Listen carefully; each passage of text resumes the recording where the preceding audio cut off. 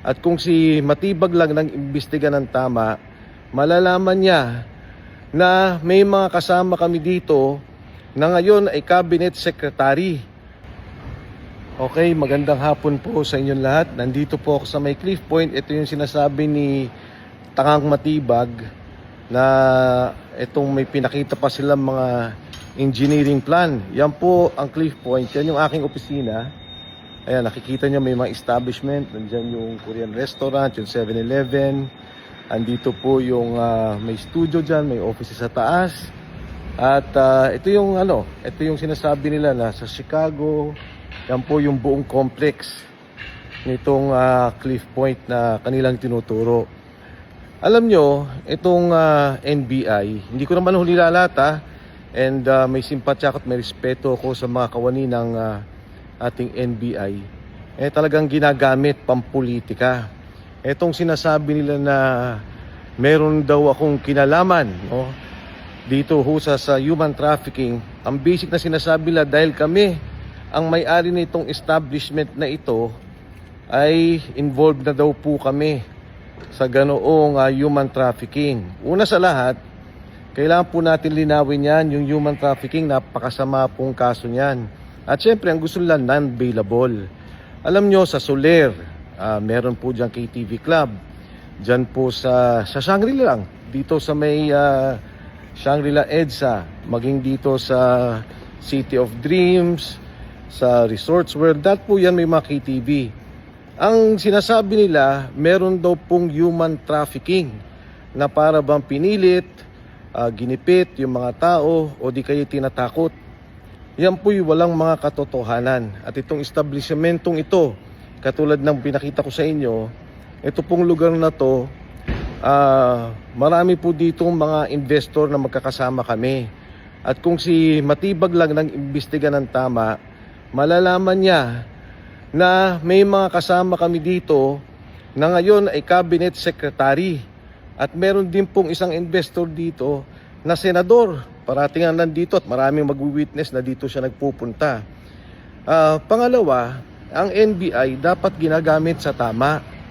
Yan pong mga korupsyon, yan ang dapat imbestigahan.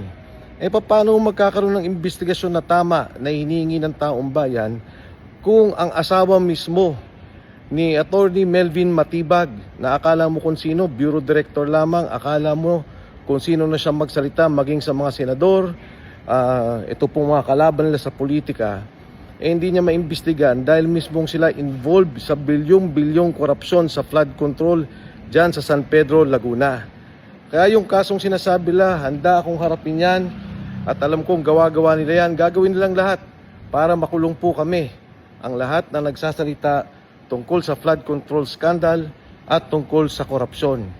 Yung mga sinasabi ng struktura, paano mangyayari yung struktura? Ito'y lahat inapprove ng Pasig City.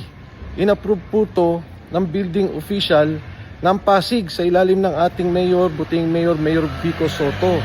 Kaya ito pong sinasabi lang mga kalokohan na kung ano nung iniba daw ang building permit plan o ang building plan, wala pong katotohanan. Sa ating pong mga kababayan, yung pong ginagawa nilang pagpapatahimik, may kaso rin kami ni Marcoleta tungkol dyan sa plunder, katulad din po yan, gawa-gawa din po yan at walang katotohanan, lalabanan po namin yan. Ang lahat ng kalaban nila sa korupsyon ang kanilang kinakasuhan. Ang lahat ng lumalaban sa katiwalian, 1.5 trilyon ang ninakaw na pondo sa ating bayan at gusto nilang manahimik tayo. Hindi po tayo tatahimik hanggat walang hustisya, walang nakukulong. Kaya yung NBI, National Bureau of Investigation, ang dapat nyong gawin, mag-imbestiga kayo ng korupsyon. Tulungan ninyo yung ating gobyerno at alamin ninyo talaga kung ano ang katotohanan sa korupsyong to kaysa ginagamit tayo sa politika. Huwag po kayong maniniwala kay Attorney Melvin Matibag dahil po yan ay bobo. Tanga po yan, hindi niya alam ang kanyang ginagawa. Para po sa ating bayan, sa mga kawani ng NBI, huwag po tayong paggamit. Napakaganda ng ating ahensya.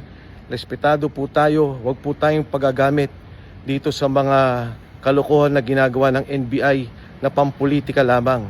Lahat ng mga kalaban nila ay kanilang kinukulong, pinapatahimik at kinakasuhan. Mahigit 40 na po kaming nakasuhan dito sa problema ng flood control scandal. Lahat ng mga nagsalita, hindi naman involved sa korupsyon. Wala namang ninakaw pera pero nagsasalita laban sa korupsyon, kinasuhan na po kami lahat.